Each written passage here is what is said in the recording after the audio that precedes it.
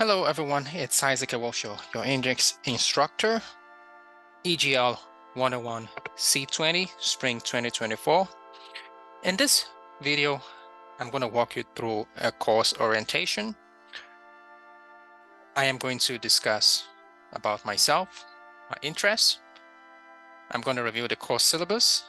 I'm going to review the course calendar and walk you through a few aspects of our course shell. I have a separate video which is focused on reviewing the course shell. You should watch that in week 1 and try my best as possible, as best as I can, to anticipate certain questions and answers to these questions as you navigate this class.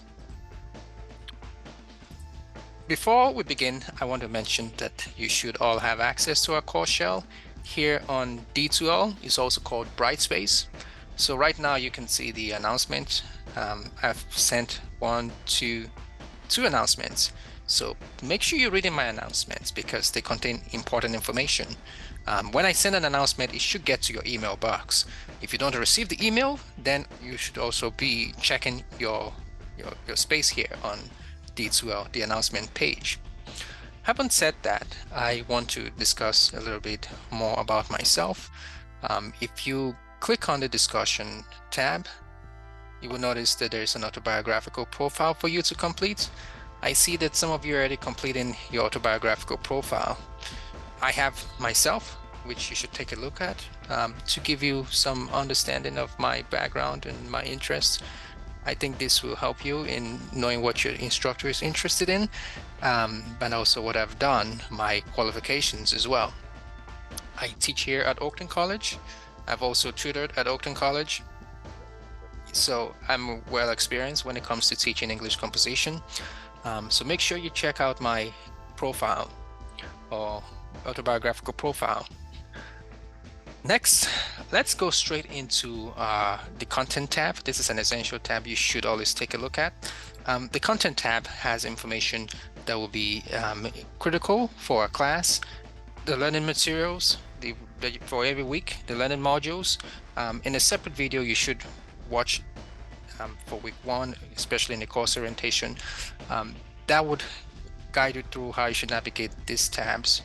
But I think if you play around with it long enough, you will figure out everything. So it's not complicated. But just so you feel confident, I have walked you through how you can navigate this. I'll even be walking you through how you can navigate some of these tabs as we continue in this course orientation. You will notice that we've got the course syllabus and course calendar. After I click here, it's brought to this landing page. I've got a PDF copy of the course syllabus and a PDF copy of the course calendar. Right here is the theme of the class in which I try to explain what you can expect. Let me go into that now so you guys can see what it looks like. Okay, so the theme of the class is social media technology, academic writing, and rhetorical writing. So what I've done here is to try to break down how I have organized and this class into this theme. We're covering social media technology, academic writing, and rhetorical writing. So if you want to know what this class is about, what I'm going to focus on, make sure you review this document. Okay. All right. Having said that, let's go into our course syllabus because that's the foundational document that you should navigate, you should check to understand how I'm going to run this class. The next important document is the course calendar. So let's look into our course syllabus because, like I said, it's the essential document that you need to understand and be aware of in this class.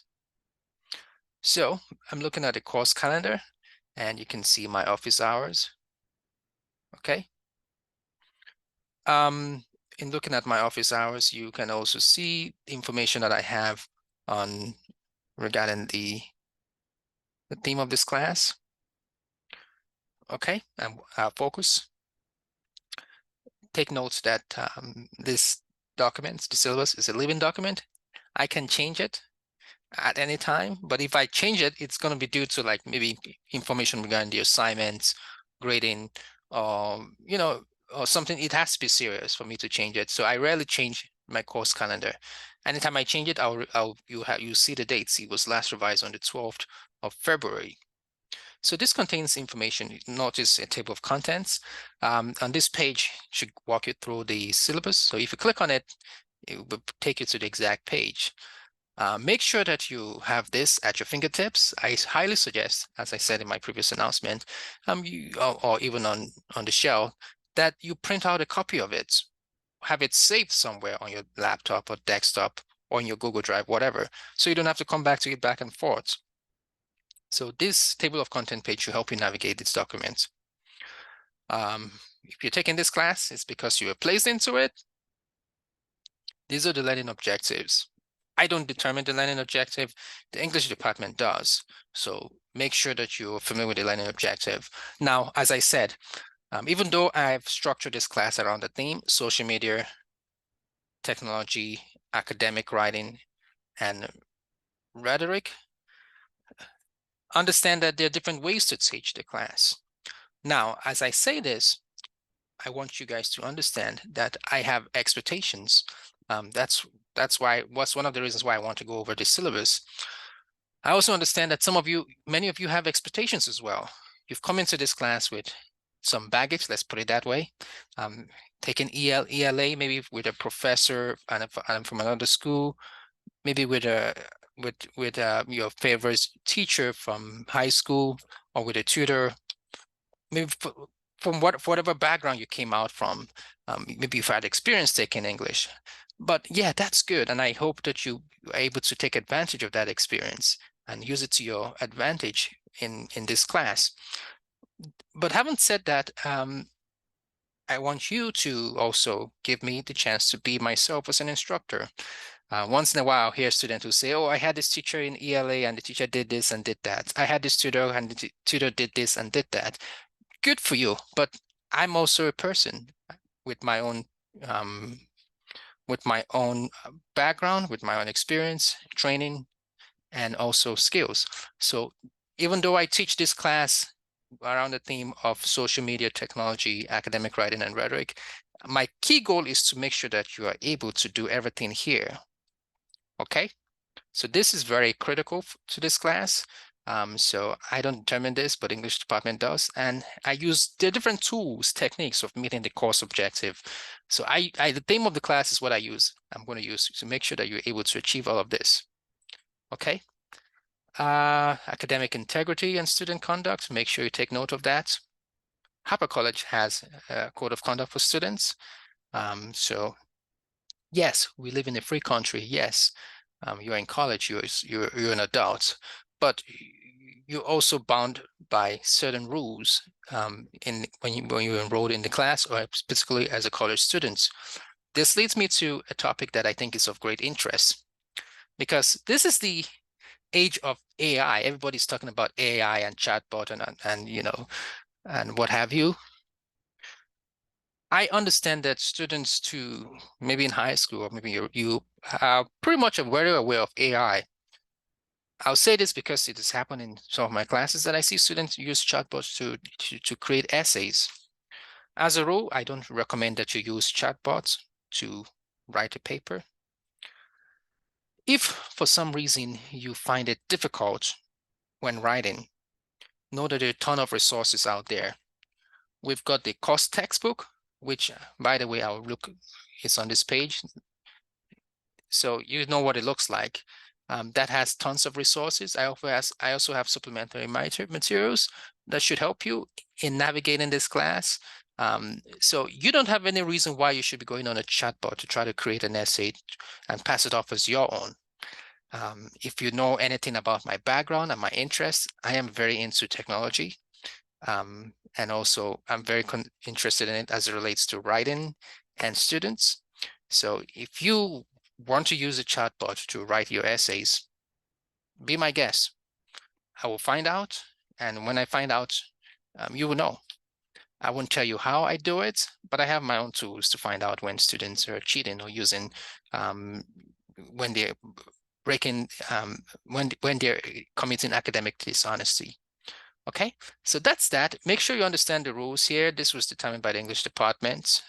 This I came up with in the class. I encourage you to learn about AI. I encourage you to explore tools. But at the end of the day, you're responsible for the tools you use and how you use these tools. If you're going to use AI in order for your final research paper, a chatbot, if you can use it in a responsible way, why not? But if you're using it to generate your essays, that's a problem because you're not thinking. You're letting the machine doing your thinking for you. And I would know. And I'm prepared for the consequences. I've thought about it. Okay, so that's that on academic dishonesty and plagiarism. I've mentioned the course textbook, which you should have a copy of. These are the course guidelines. What about the course practices? Since this is an online class, you're supposed to spend some time on D2L. It's expected that you are participating on completing discussion board post forums and you're submitting assignments. You shouldn't wait until the last day of the week to complete an assignment. As a matter of fact, and when I go into my course syllabus, sorry, my course calendar, you will understand that many of the assignments are not due at the end of the week. Not many of them, because I release the assignment just in time so you can do them in the week, not at the end of the week. Of course, there's some exceptions to this. Some assignments you have to complete them by Sunday or Saturday, but many of them are not. So at least you should be checking the course shell here at least twice a week, minimum, at least twice a week. So not at the end of the week. So that way I know you're active students, and that way I also can tell that you give a chance to your peers whom you have to interact with when it comes to a group project. So remember your responsibilities is that you should have some commitment, time commitment for this course in order for you to be successful. And here I explained the grading generic grade rubric. What is an A paper like? What is a B paper like? C, D, F. Okay, here you've got the grading criteria. So this contains all the assignments you complete. If you don't want to miss the social media project assignments, that's a lot of points. And the final project, that's a lot of points. So you fail these 2 assignments, you as well just fail the class. Okay, so there are a lot of points, 1,000. So you should, if you're doing your work well, you should be gaining as much point as you can. I don't want you to pay attention to letter grades because points do not determine your destiny or future. But if you're working hard, I see no reason why you should fail this class. And I also tell students that students who fail my class are the students not who are hardworking, but the ones who don't turn in any work. So if all you need to do in order to fail my class is don't turn in work, and I have no choice but to give you 0. Assignment submissions, well, I do have a policy on this.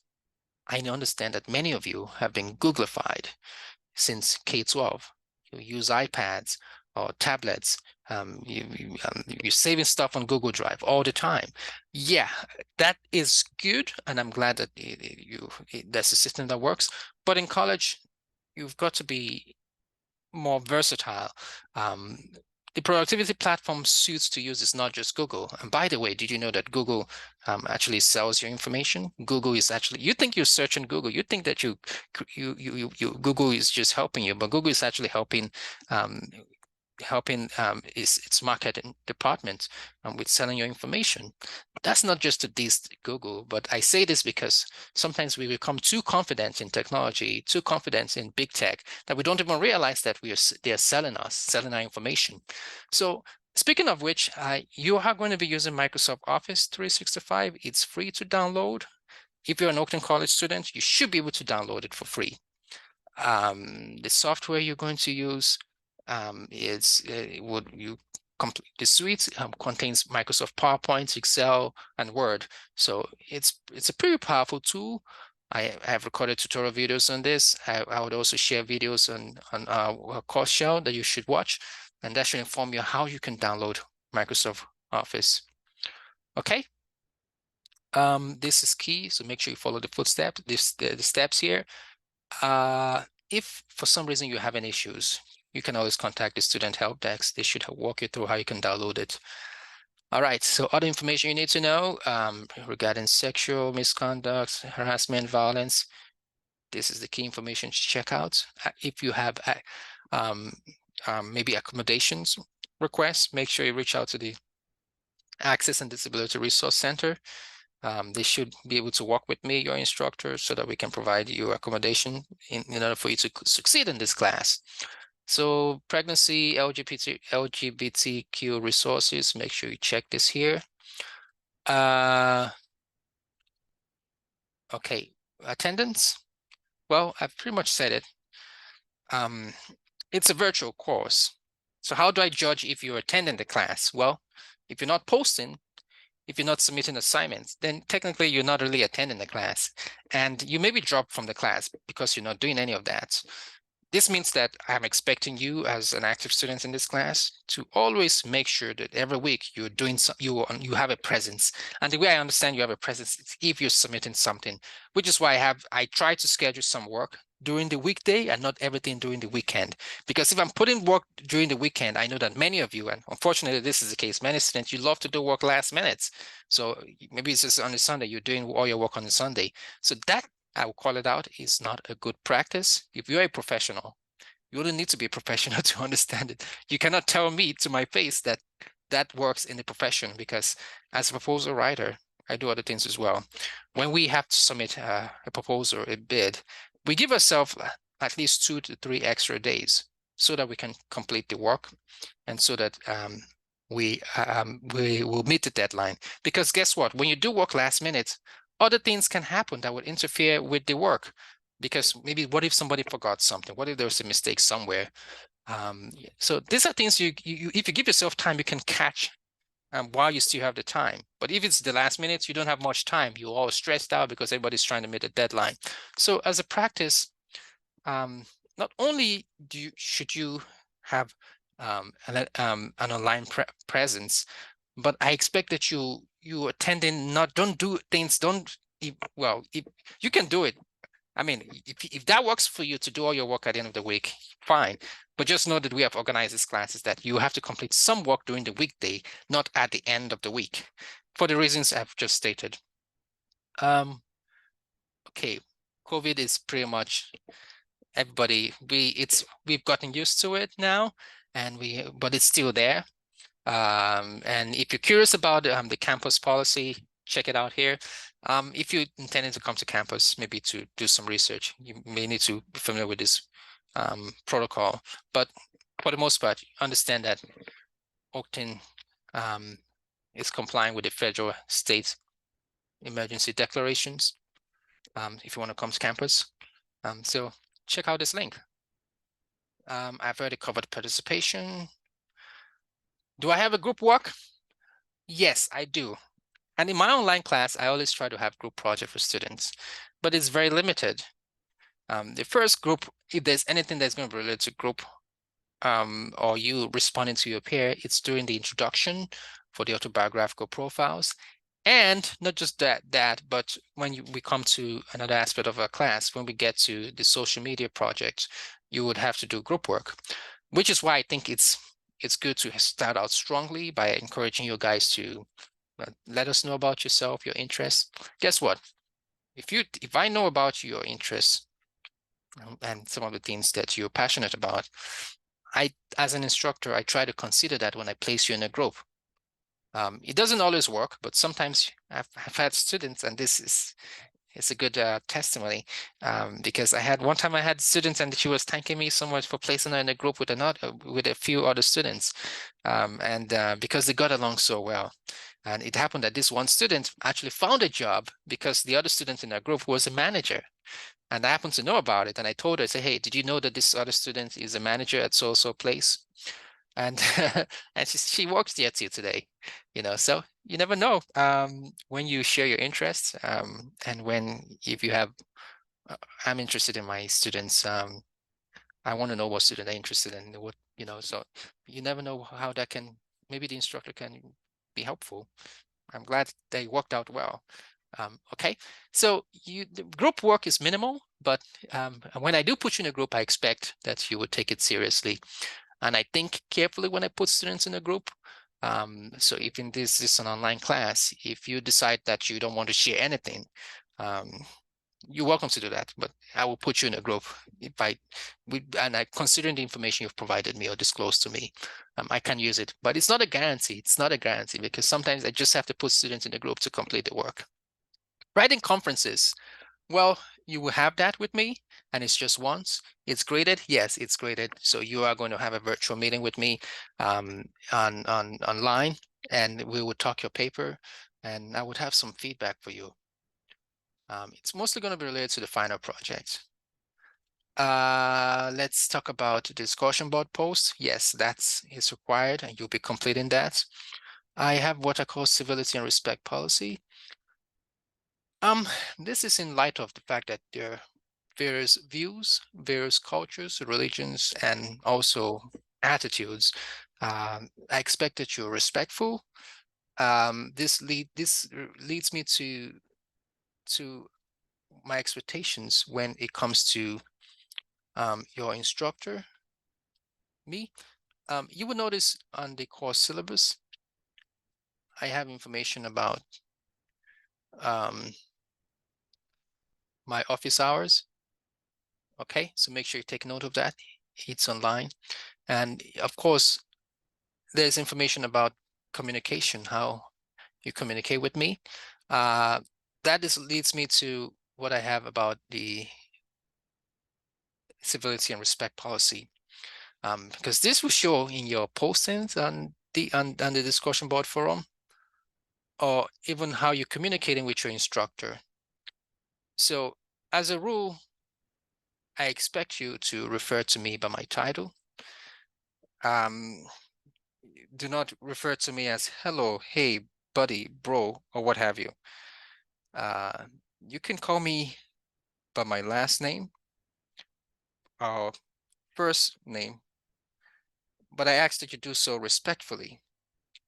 In any setting, you always want to acknowledge people's title.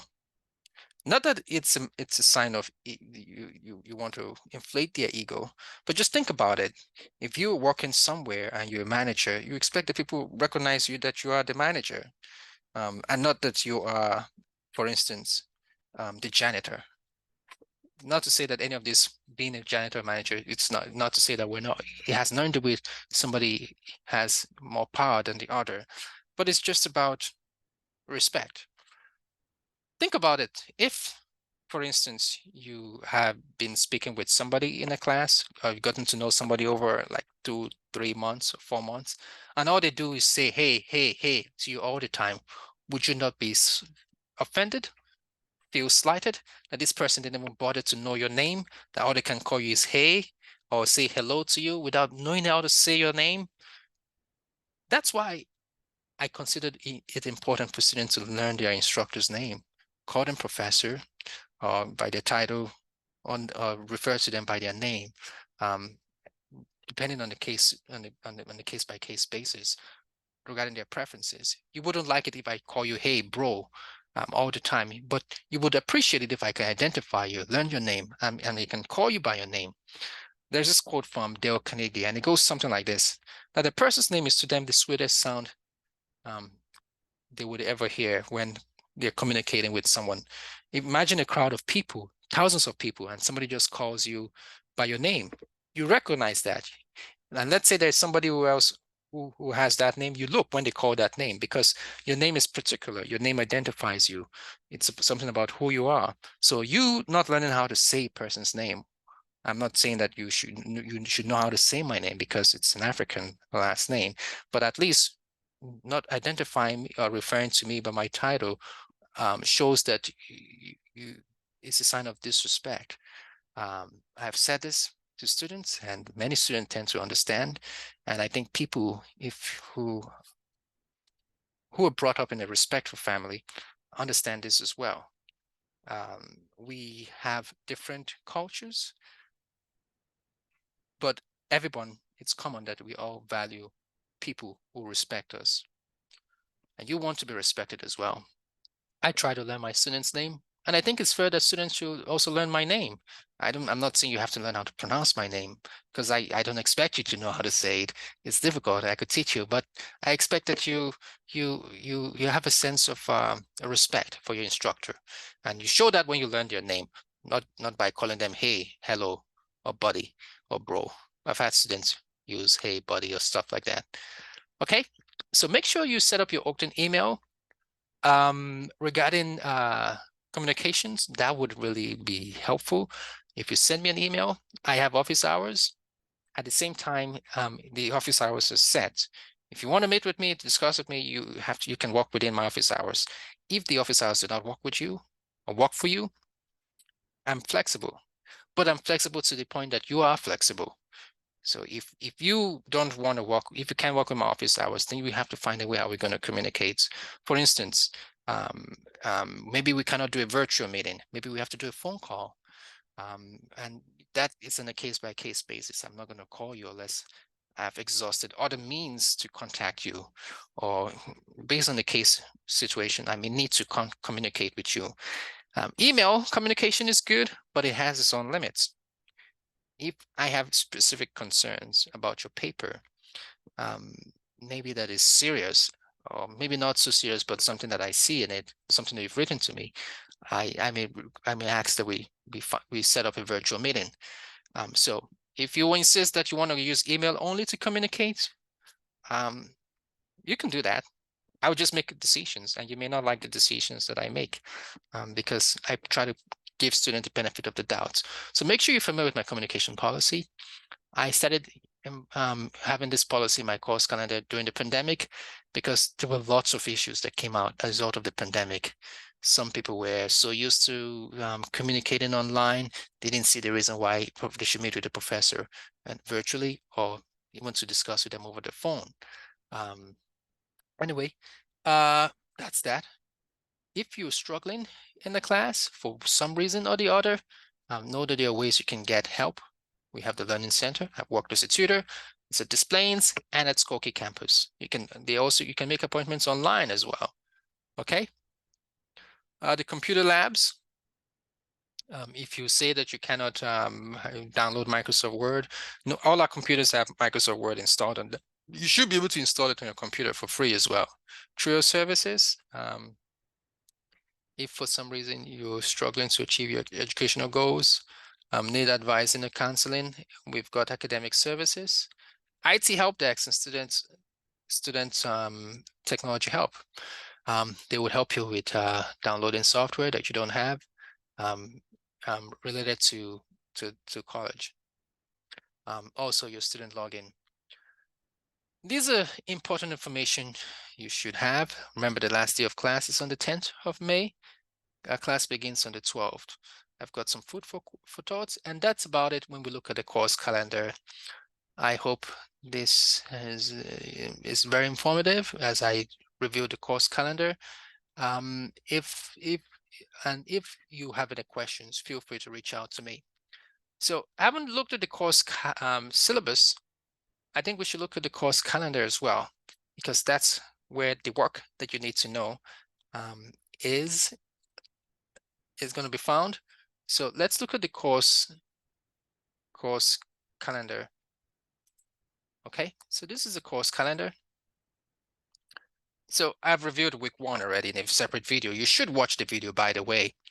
So I'm not going to reveal everything here. What I'm going to do in this orientation is to walk you through the setup. So you will notice the way I've organized this course calendar, and it's organized by weeks.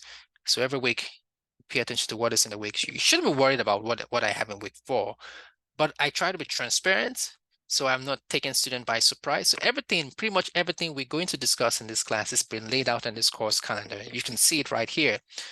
So this should also give you time to prepare. If you know, for instance, you're going to travel to your sister's wedding, or maybe you're going to get wedded somewhere or something like that, you should be able to reach out to me in advance. Students have access to the course calendar. You see check boxes here. So I would expect, if you know that you're going to be absent because of some family event that is coming up, that is important to you, that you need to be part of, give me an advance notice. Don't tell me when it's 2 weeks after the event that, oh, professor, I'm sorry, I didn't tell you.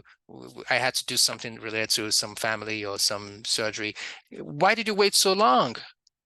Why didn't you tell me in advance? Why did you tell me?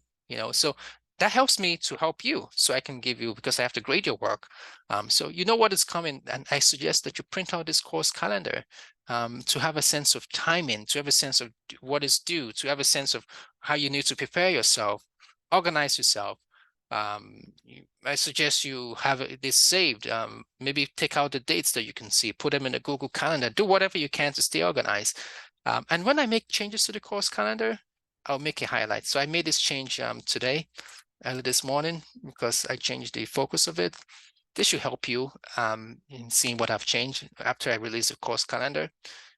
Okay, so that's that on the course calendar. I think it should be clear to you what you need to understand from it.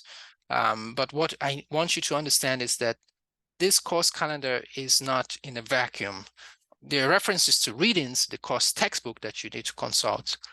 Haven't covered the course calendar. I think I could mention something about the course shell. Let me switch into the student mode so you can see, so I can cover what you need to see as a student. So, you know, when you click on assignments, you'll be brought to this page. So you have basically course orientation. You need to complete your introductory survey and statement of understanding and course syllabus quiz. The next thing that you also need to complete is the discussion on the autobiographical profile, as I reviewed in my video. Other notes is that when you click on the content tab, you can see course materials, and you will focus on, this just contains information about the class. There's a used textbook, which is what I'm recommending to you. You need to get the original textbook, but if for some reason you are having financial issues, you can go with the fourth. But there's a caveat. Take note of what I have here, this one in here. Because whatever, if you choose to focus on the old edition, you're responsible for the discrepancies in pages, not me. I warned you. I'm just offering this to you as an opportunity, because there are a lot of similarities in the fourth edition and the fifth edition. Okay. So this is week one. Here's my video on how you can navigate learning modules.